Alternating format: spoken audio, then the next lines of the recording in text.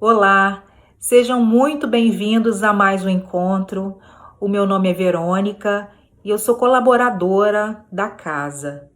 Dando continuidade ao estudo do Livro dos Espíritos, hoje nós vamos falar sobre as propriedades da matéria.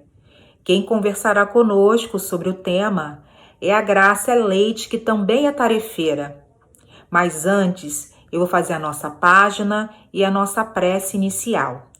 E a página de hoje é do livro Pão Nosso, item 74. O Senhor dá sempre. Um pai terrestre, não obstante o carinho cego com que muitas vezes envolve o coração, sempre sabe cercar o filho de dádivas proveitosas. Por que motivo o Pai Celestial, cheio de sabedoria e amor, permaneceria surdo e imóvel perante as nossas súplicas? O devotamento paterno do Supremo Senhor nos rodeia em toda parte. Importa, contudo, não viciarmos o entendimento. Lembremo-nos de que a providência divina opera invariavelmente para o bem infinito. Liberta a atmosfera asfixiante com os recursos da tempestade. Defende a flor com espinhos. Protege a plantação útil com adubos desagradáveis. Sustenta a verdura dos vales com a dureza das rochas. Assim também, nos círculos de lutas planetárias, acontecimentos que nos parecem desastrosos, a atividade particular, representam escoras ao nosso equilíbrio e ao nosso êxito, enquanto que fenômenos interpretados como calamidades na ordem coletiva constituem enormes benefícios públicos. Rogai, pois, ao Senhor a bênção da luz divina para o teu coração e para a tua inteligência, a fim de que não percas no labirinto dos problemas. Contudo, não te esqueças de que na maioria das ocasiões, o socorro inicial do céu nos vem ao caminho comum, através de angústias e desenganos. Aguarda, porém, confiante a passagem dos dias.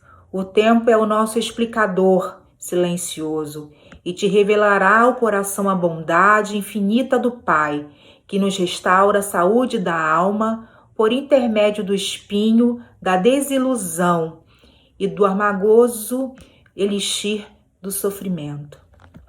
Vamos orar.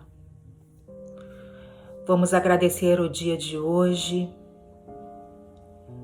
Agradecer ao Divino Mestre a oportunidade de estarmos aqui e ouvir as palavras de sabedoria com a inspiração da espiritualidade amiga que nos traga tudo o que precisamos para o nosso refazimento, para o nosso esclarecimento.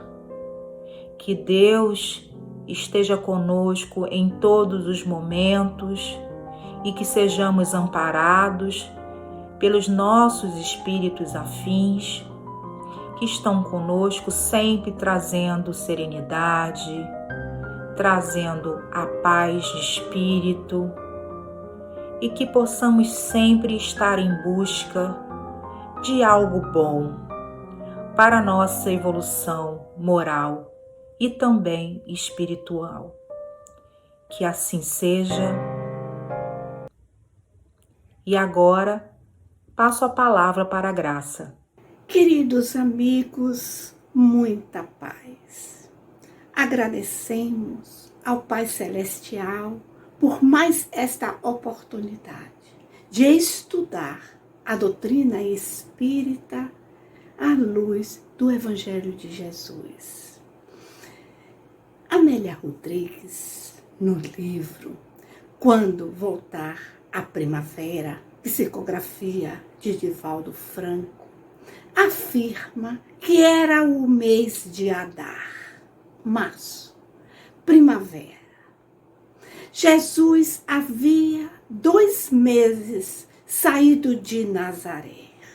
Lembra a benfeitora que Jesus dirigiu-se a Betabara, no Jordão, e deixou-se batizar. Logo depois do testemunho das tentações, Jesus então convocou os primeiros companheiros. O evangelista João, no seu livro, no capítulo 2, afirma que no terceiro dia havia uma bodas em Caná da Galileia, porque existe outra cidadezinha chamada Caná ali naquela região, e que a mãe de Jesus estava lá, já se encontrava lá. De Caná é possível avistar Nazaré, que fica no alto.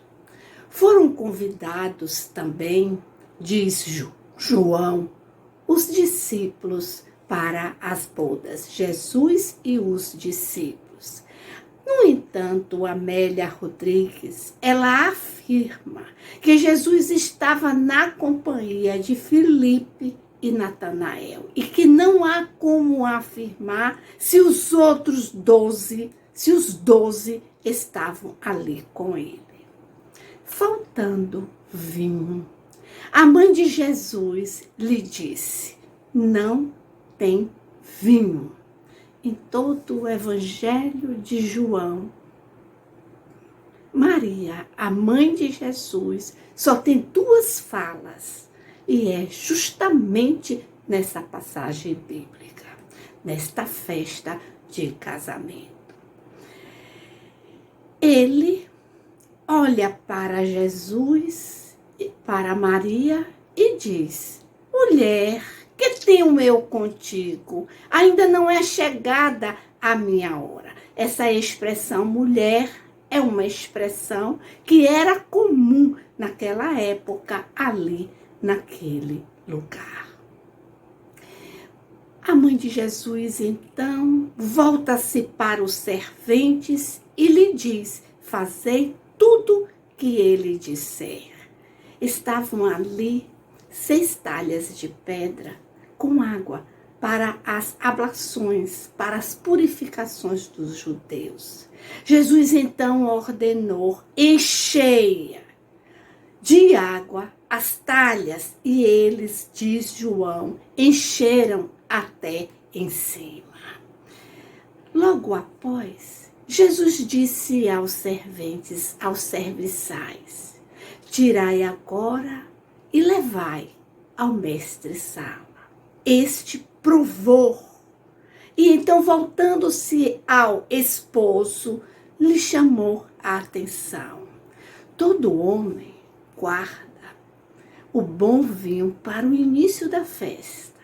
Depois que todos já beberam, ele serve o inferior, mas tu guardaste o bom vinho para esta hora. Diz Amélia Rodrigues que a transformação da água em vinho por Jesus foi rápida, simples, sem balbúrdia. Só aqueles que estavam em volta perceberam. Como o Espiritismo explica a transformação da água em vinho? Buscando compreender esta passagem evangélica, nós nos sentimos motivados a estudar as propriedades da matéria. Mas eu queria introduzir mais uma vez, lembrando a questão 17, onde os espíritos abnegados nos orientam que nem tudo é concebido ao homem neste mundo compreender, devido, claro, nós nos encontrarmos em um planeta de provas e expiações. Conforme os espíritos, a Terra, incontestavelmente, ela está habitada por espíritos de todas as classes da terceira ordem e alguns poucos das últimas classes da segunda ordem. À medida que o espírito evolui, ele evolui moralmente e o seu corpo físico também evolui. Ou seja, nos falta um sentido para compreender o início das coisas. Falando em início das coisas, nós lembramos que a filosofia, ela nasceu no Egito, há mais de 2000 anos antes de Cristo. Mas foram os filósofos gregos que sistematizaram a arte de pensar na existência humana, na moral, na ética e no conhecimento.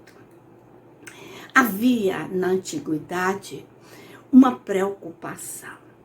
A preocupação de encontrar, de identificar um único princípio que gerasse toda a matéria, todos os tipos de matéria existente na natureza. Aqui eu lembro Tales.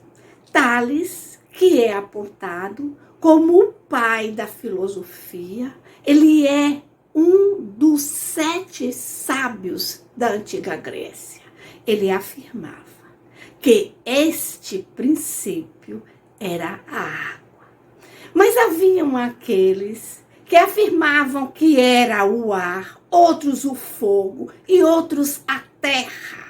O importante nesta linha de pensamento não é o elemento, o importante é o entendimento que havia uma matéria-mãe, uma matéria que gerava todos os tipos de matéria da natureza e que a doutrina espírita apresenta como fluido cósmico universal ou a matéria cósmica primitiva. Mas é interessante também lembrar que na antiguidade eles acreditavam nesta matéria-mãe que gerava a matéria, mas que não era capaz de gerar o ser espiritual. Vamos dar um pulo de 1000 anos.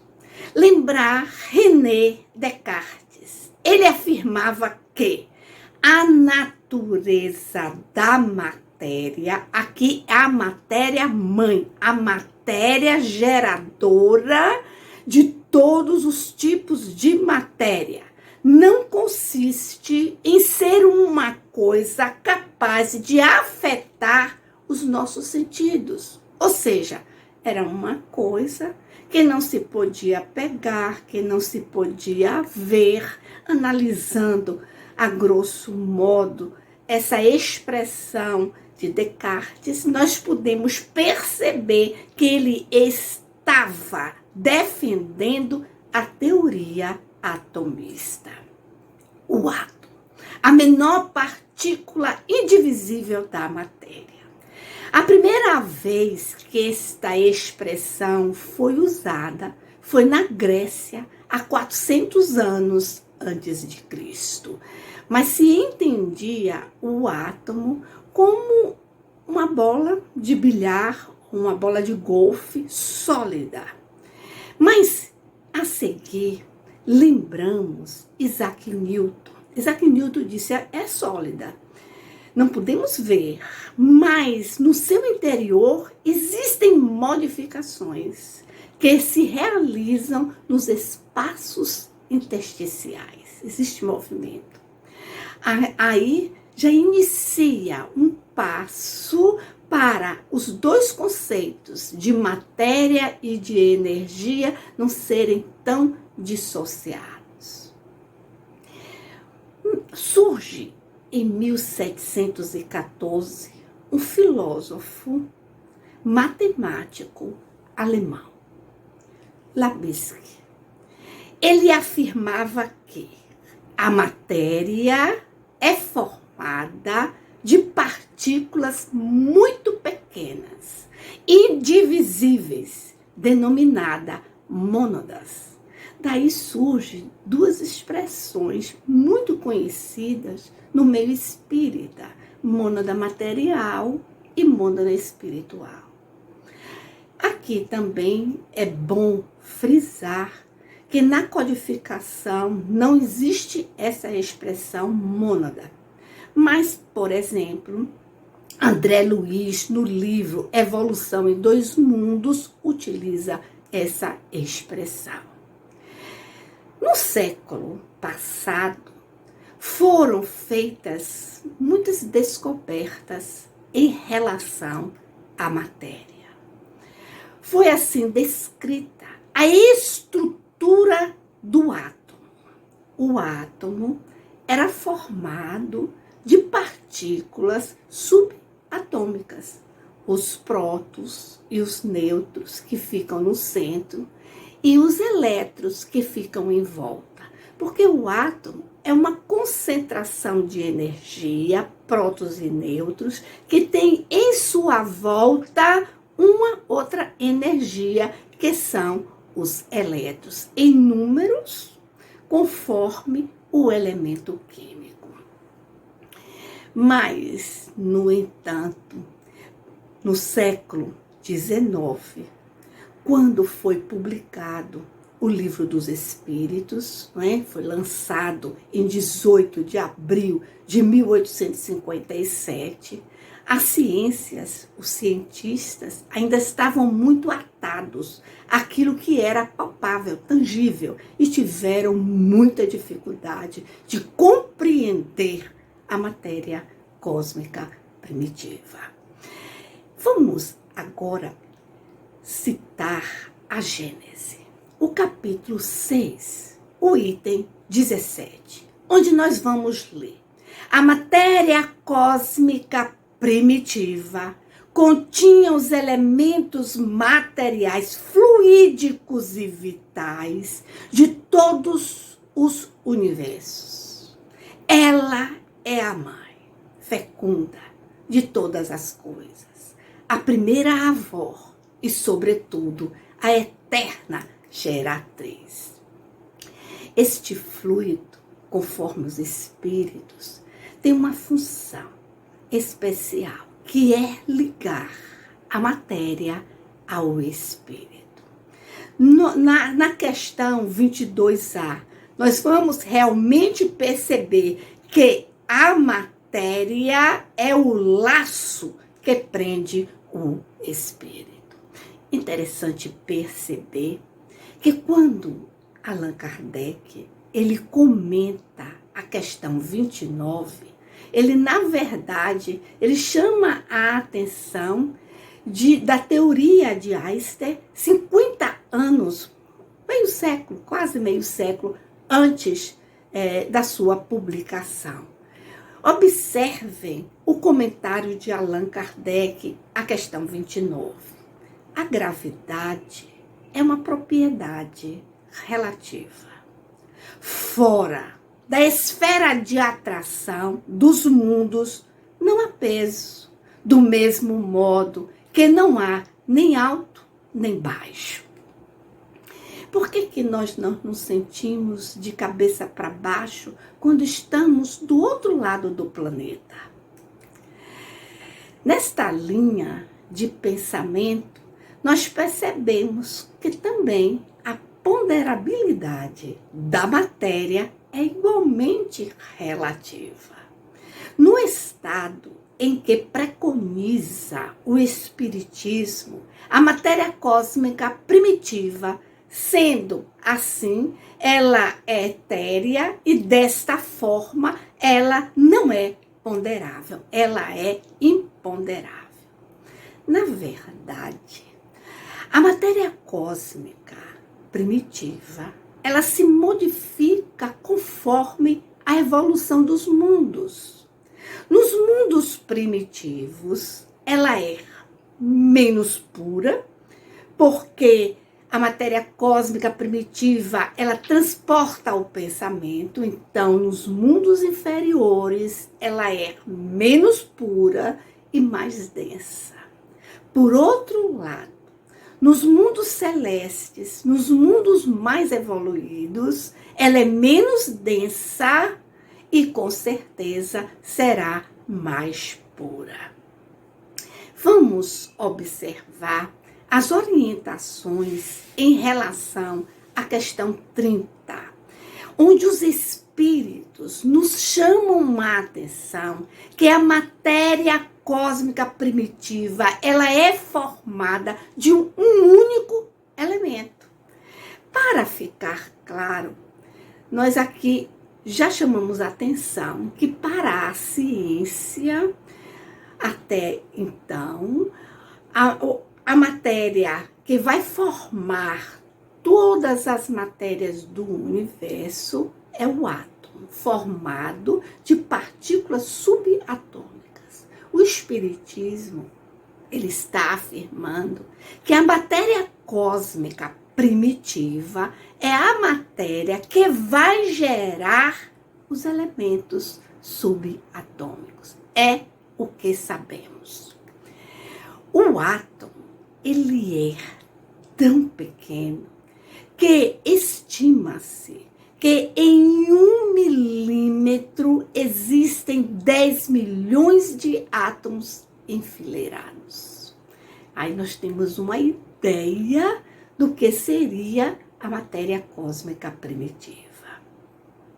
Tem um livro que eu acho muito interessante neste momento citar, Deus na Natureza, Camille Flammarion.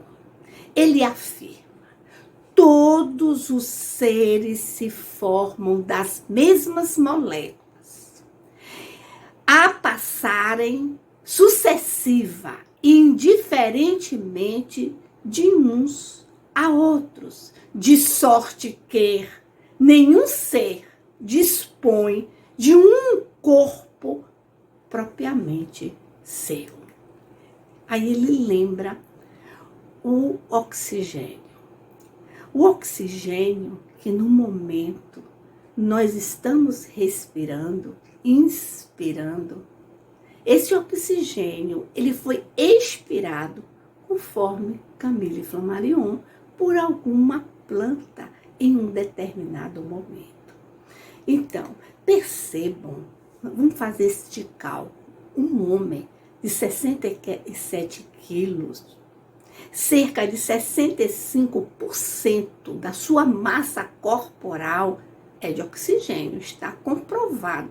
Ou seja, 43 quilos é oxigênio, que não nos pertence, porque nós inspiramos o oxigênio, mas transformamos em gás carbônico e então eliminamos e vamos novamente inspirar uma molécula de oxigênio, um átomo de oxigênio que foi expirado por uma árvore. A mesma coisa em relação ao nitrogênio. 35% da nossa massa corporal é de nitrogênio. Ele é importante, claro, para quê? Para a síntese das proteínas, para o próprio metabolismo, para o crescimento muscular e o crescimento celular. Aí eu lembro um livro magnífico, que inclusive nós estudamos o ano passado, Os Mensageiros, ditado por André Luiz, através da mediunidade de Chico Xavier. O capítulo é o capítulo 42, Evangelho no Ambiente Rural. Nós vamos ler a seguinte orientação de Aniceto, que era o instrutor naquele momento de André Luiz. Como sabemos, organismo algum poderá viver na Terra sem essa substância, o nitrogênio. No oceano de nitrogênio, ou seja, ele se locomove no oceano de nitrogênio, ou seja, no ar que nós estamos aqui envolvidos, 78% do ar é nitrogênio. Respiramos cerca de Aniceto, de 1.000 litros por dia, mas afirma, não pode o homem como nenhum ser vivo do planeta apropriar-se do nitrogênio do ar. Interessante. Só quem pode fazer isso são as plantas. As plantas absorvem o nitrogênio está ali nas plantas, os animais vão, comem as plantas, as excretas dos animais vão cair no solo, vão ser metabolizadas por determinadas bactérias que vão transformar em nitrogênio e devolver novamente para a atmosfera. É muito bonita a beleza da criação divina. Nós somos dependentes uns dos outros. A própria natureza, através da luta pela sobrevivência, nos ensina a importância da irmandade, a importância da fraternidade. Mas, e nesse momento, eu lembro-me do Pantanal, por exemplo, em chamas, né? Nos primeiros 10 dias de setembro, foram contabilizadas 2.555 focos de queimadas ali naquela região. As labaredas já consumiram mais do que a área correspondente ao município de São Paulo e Rio de Janeiro juntas. Percebam que, fisicamente, nós nada possuímos. Fisicamente, não. O corpo não é nosso, porque ele está sempre se modificando. Nós só possuímos, de fato, o ser pensante, que é o espírito. Este é um momento, esta reflexão, que esse momento nos convida a entender a importância de evoluir espiritualmente, porque materialmente nada nos pertence. O que de fato nos pertence são as virtudes, que são conquistas do ser pensante, que é o espírito. A importância de compreender que estamos encarnados neste momento com um único objetivo: aprender a conjugar o verbo amar.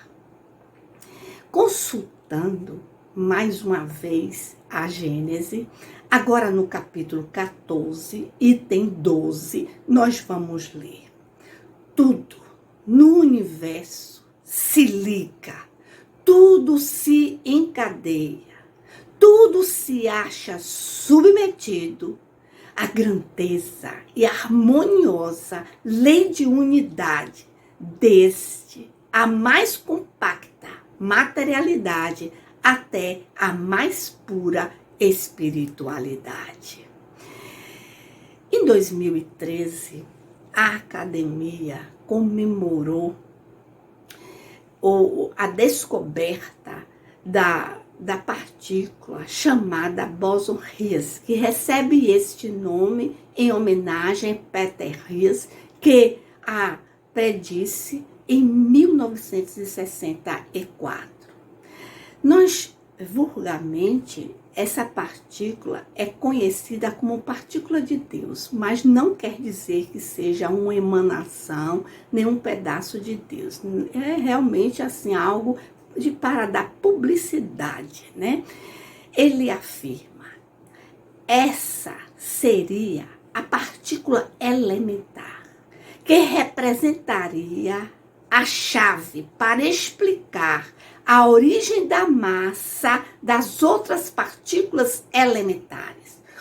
Ou seja, essa partícula, ela vem antes das partículas subatômicas. E que o Espiritismo diz sobre isso? Nada. O Espiritismo apenas afirma, os espíritos apenas ensinam que existe uma matéria cósmica primitiva que vai gerar todas as outras matérias. Só isso que nós sabemos. E a ciência, no entanto, se mantém em relação a esta partícula muitos cautelosos, porque eles ainda admitem a necessidade de muita pesquisa, de muito estudo. Nós estamos percebendo que a ciência, ela continua ainda tateando no escuro, fazendo ainda muitas perguntas e apresentando poucas respostas. Mas observe o comentário de Allan Kardec na questão 33. O oxigênio, o hidrogênio, o nitrogênio, o carbono e todos os corpos que consideramos simples não passam de modificações de uma substância primitiva, que é a matéria cósmica primitiva, ou como quisermos, o fluido cósmico universal.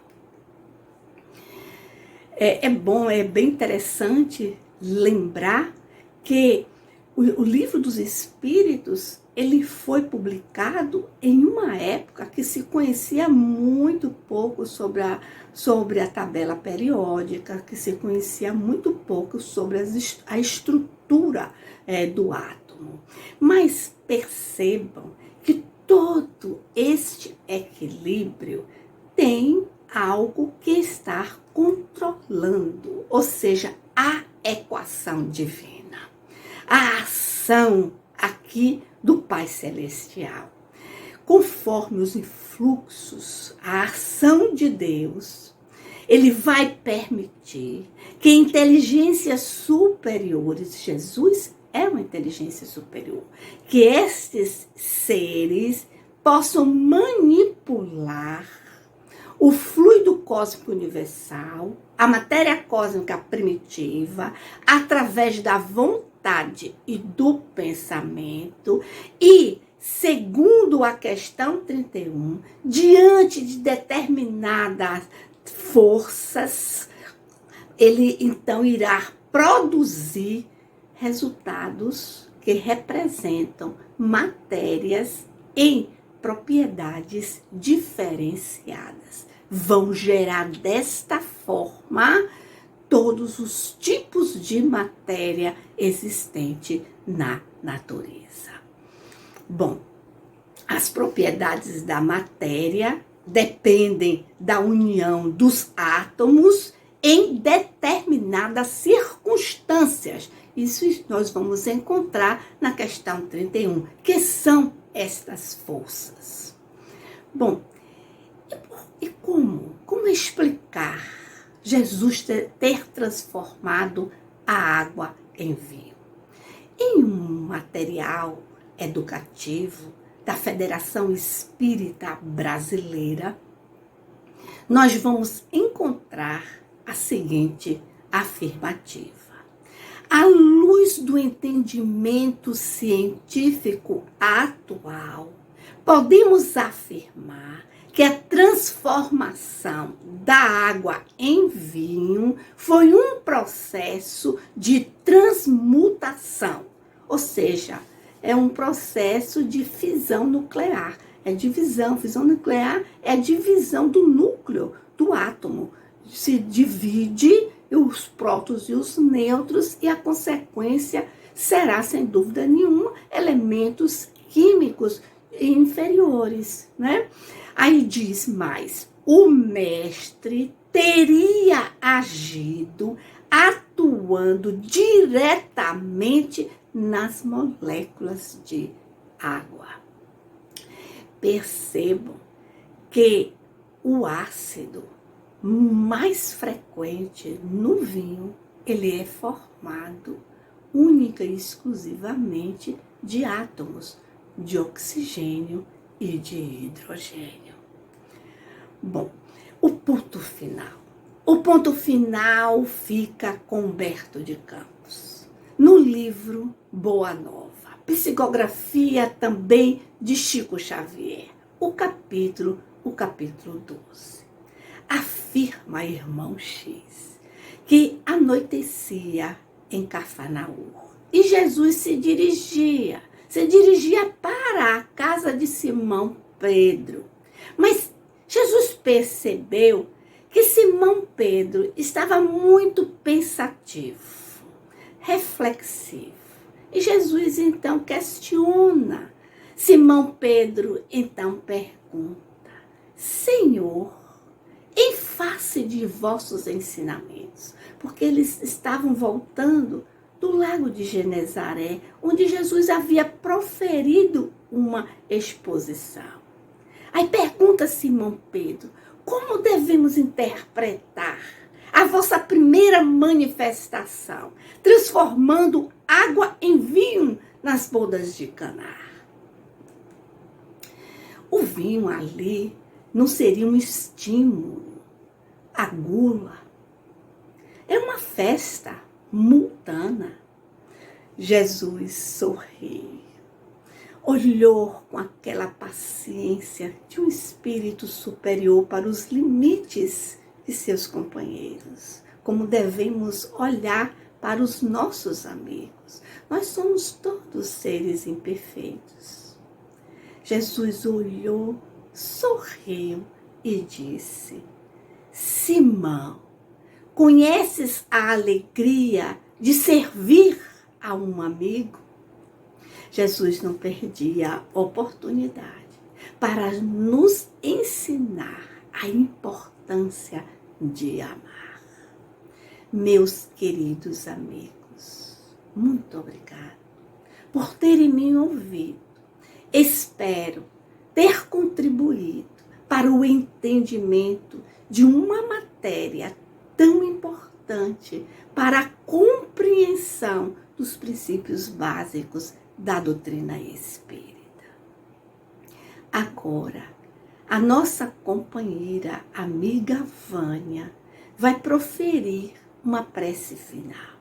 Espero que todos estejam em condições apropriadas a permitir que os espíritos bondosos da casa de Irmã Rosa possam adentrar nos seus lares, levando a paz, semeando luz, semeando esperança e fluidificando as águas. Muita paz para todos. Pai nosso, de infinito amor e misericórdia, nós te agradecemos.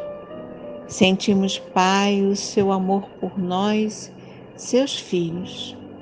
As lutas são grandes, mas sabemos do teu amparo, do teu socorro, da tua presença através dos teus mensageiros de luz.